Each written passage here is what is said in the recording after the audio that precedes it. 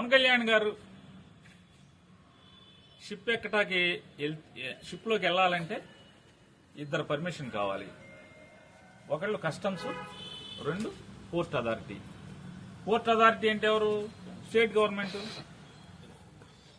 ఆ port officer గారు ఆయన షిప్ లో కనపడుతున్నాడు, వీడియోలో ఆయనతో మాట్లాడుతున్నాడు. అట్లాగే కస్టమ్స్ ఆఫీసర్ కనపడుతున్నాడు దాంట్లో.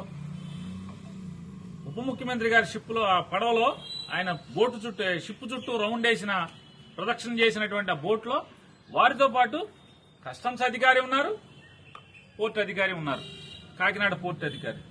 మరి పర్మిషన్ ఇచ్చేది ఎవరినైనా సరే షిప్ లోకి వెళ్లాలంటే షిప్పోడి ఇష్టం కాదు, కస్టమ్స్ అధికారి, పోర్ట్ అధికారి పర్మిషన్ ఇవ్వటం అనేది నాకు అవగాహన ఉన్నంత వరకు. ఇది తప్పు అయితే నేను మన్నించమని కోరుకుంటాను. నాకు అవగాహన ఉన్నంత వరకు పోర్ట్ అథారిటీ ఇవ్వాలి, రెండు వీళ్ళు ఇవ్వాలి. ఆ రెండు, ఒకటి స్టేట్ గవర్నమెంట్, ఒకటి సెంట్రల్ గవర్నమెంట్. ఇద్దరు ఆయనతో బోట్లో ఉన్నారు. మరి పర్మిషన్ ఇవ్వండి ఎవడు?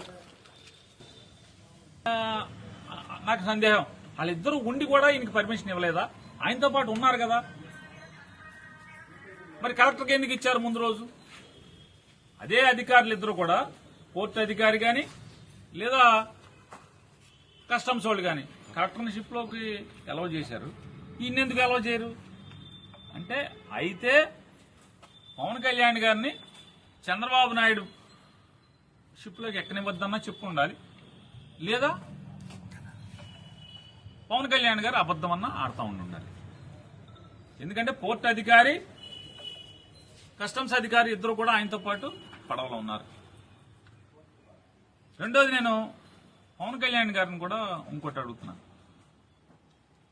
కేవలం మీరు ప్రాణాలకు తెగించి ఈ ఒక్క షిప్ కి ఎందుకు వెళ్లారు? దాని చుట్టే రౌండ్ కొట్టారు. దీన్నే సీజ్ ద షిప్ అని ఎందుకన్నారు?